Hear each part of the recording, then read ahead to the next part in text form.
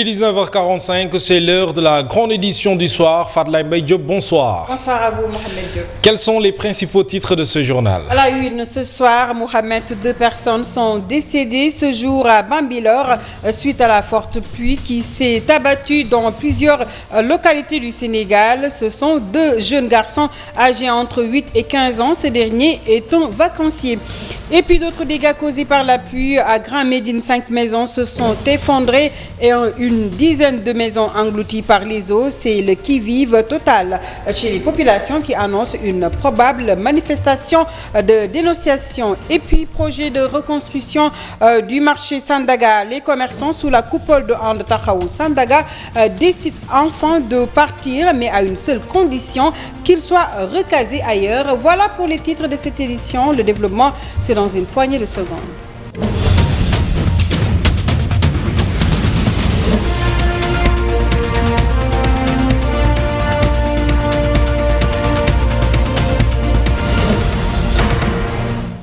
Merci de choisir la Sen TV pour vous informer. La forte pluie qui s'est abattue sur Dakar a fait 2 morts à Bambilor. Il s'agit donc de 2 garçons âgés de 8 et 15 ans. L'un était un élève qui est venu en vacances justement à Dakar. Notre reporter Ahmed Tidiane Seck était sur le lieu. Nous aurons l'occasion d'y revenir plus amplement dans nos prochaines éditions. Et puis Fadlaye Mbaye, la pluie a fait plusieurs dégâts à Rufisque également. Des maisons envahies par les eaux, les rues et les routes sont impraticables. À cela s'ajoutent les canaux d'évacuation qui ne permettent plus une bonne circulation des eaux. Et puis, ils sont déviés ou rétrécis sur bien des endroits du fait donc des travaux du tracé du terre, nous dit Cheikh Ahmed Tidiane Seck dans ce reportage. 5 maisons effondrées, une dizaine inondées, le réveil a été brutal pour les habitants de Grand Médine. Les pluies de ce matin ont causé d'énormes dégâts au grand regret et des sinistrés. Nous sommes très fatigués et il est temps que cela cesse. Il y a des maisons qui sont sur les eaux. Et c'est des minorités. Il y a des 5 maisons qui sont effondrées dans les eaux. xarkanamu Tëngéej ci ñaaw lool gannaaw taw yi métti yi daanu rawatina sax ci centre ville bi nga xam ni fu nekk ci mbedd yi ndox yaa nga fay taaju.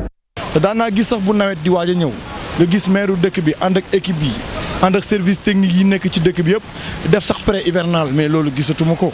boo ñëwee ba ne damay ut xaalis damay tabax ay cantines wala damay toj damay yàq da ngay xool li nga xam ne moo fi yàqu woon ñëpp. Et oui, nous nous excusons, c'était pas le bon élément. Fadlaye Mbaye, la forte pluie de ce matin a provoqué à Grand Médine l'effondrement de 5 maisons et plus d'une dizaine inondées. Les sinistrés qui sont actuellement sur le qui-vive sollicitent l'appui des autorités concernées. Ils n'excluent pas d'organiser une marche de protestation les jours à venir. C'est un compte-rendu d'Alassane Baldé.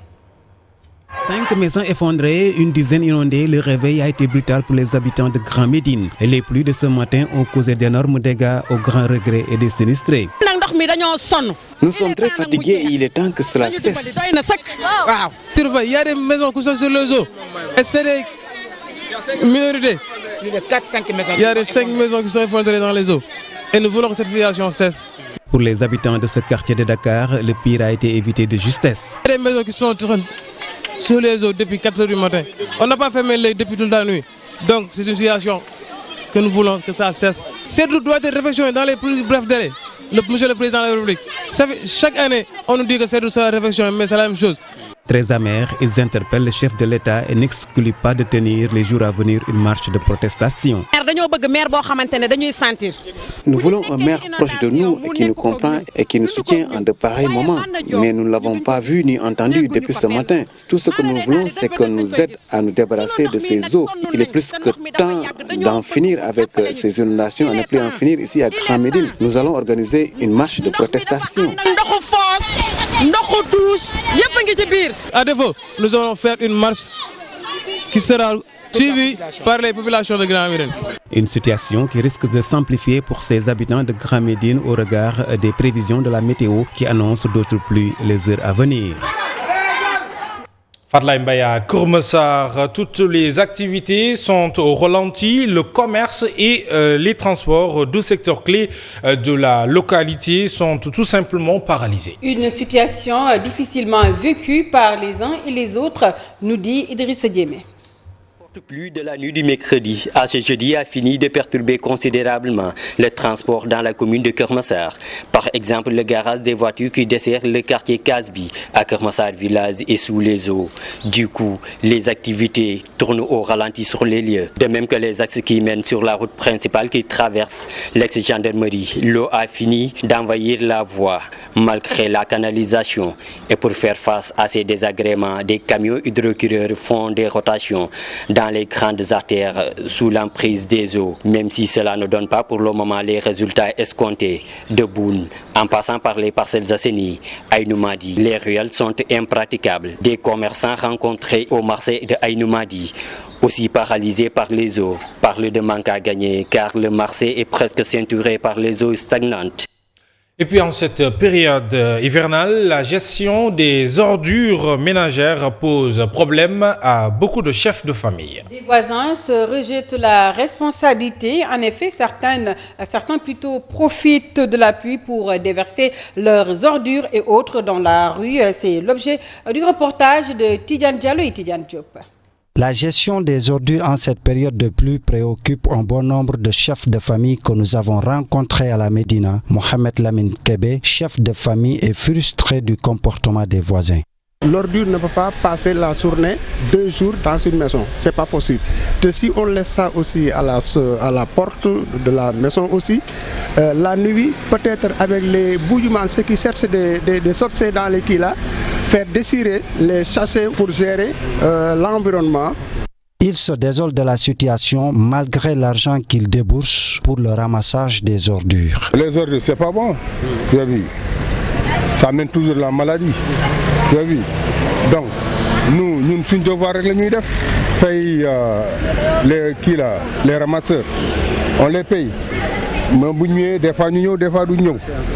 Des fois ils viennent, des fois ils ne viennent pas. Parce qu'on n'y peut rien quoi. Face à cette situation préoccupante, ils appellent ses voisins à la responsabilité puisque la santé n'a pas de prix. Ce qu'on lance comme appel, c'est-à-dire la population en personne, prenne ses responsabilités et chacun doit savoir que la santé de son voisin répercute à la santé de lui-même. En cette période d'hivernage, bon nombre de chefs de famille souffrent à cause des ordures, même si les camions passent chaque jour pour le ramassage. Les populations de Keur Mack-Gueye à Taïba Ndiaye dans le département de Tivaouane étaient également dans la rue pour exiger de meilleures conditions de vie. Entre absence d'électricité, route impraticable, ce village adossé à la centrale éolienne de Taïba Ndiaye donc ne veut plus vivre de promesses. Les habitants interpellent les autorités. Simon Pierre Faye pour plus de détails.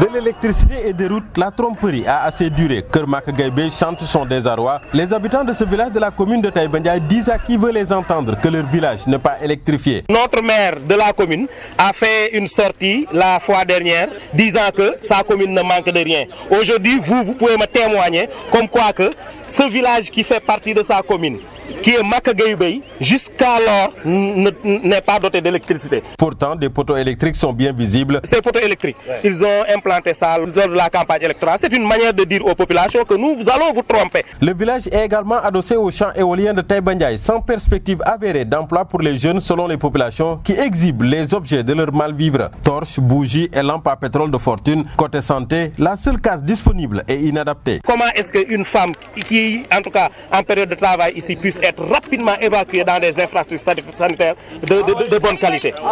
Vraiment, ce village-là qui est si populaire devrait normalement être doté d'une bonne case de santé, au moins un dispensaire dans lequel on affectera un sage-femme et un personnel de santé qui est vraiment de qualité. À la litanie des difficultés de Keur Maka Gueye Bey, il faut ajouter l'accès possible seulement via une piste qui serpente à travers les champs et qui ne facilite pas l'évacuation des récoltes vers des marchés comme Notto Gouye Diama. L'école du village, faute de clôture, est ouverte aux 4 vents à la circulation des véhicules et des charrettes, mettant en danger la sécurité des élèves.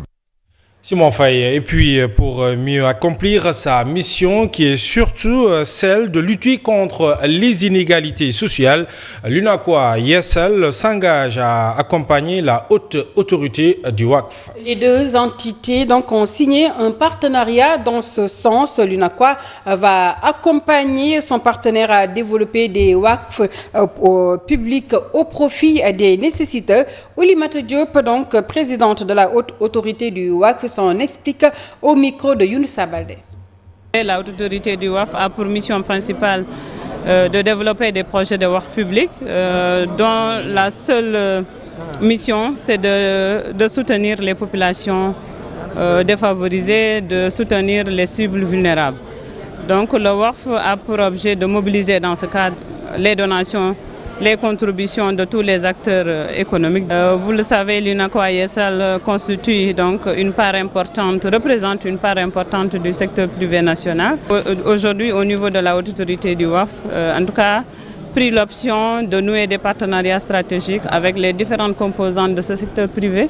Nous avons commencé à mettre des box dans ces magasins qui ont pour objet uniquement, pour ce qui est des box de donation, de le dédier à l'enfance en situation de vulnérabilité.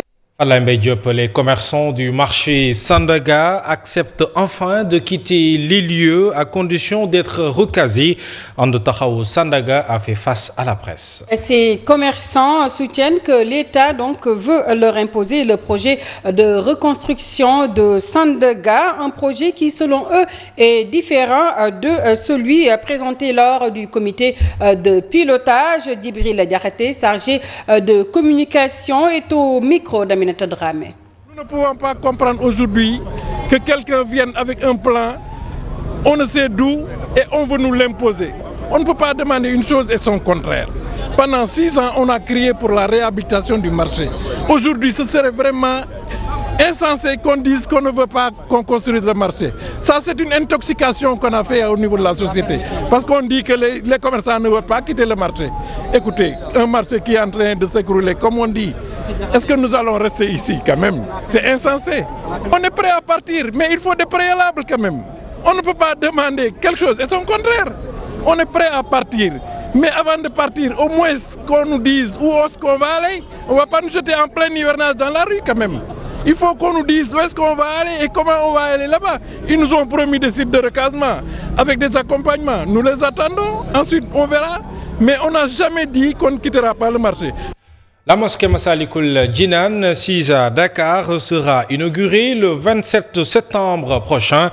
L'ouvrage, qui a coûté plus de 20 milliards de francs CFA, est érigé sur une superficie de 5 hectares. Le gouverneur de Dakar ainsi que les services déconcentrés de l'État l'ont visité ce matin en compagnie du comité de pilotage et du comité de gestion. Et puis toutes les mesures seront prises pour la réussite de cet événement, nous dit Mamoudou Fofana dans ce compte rendu.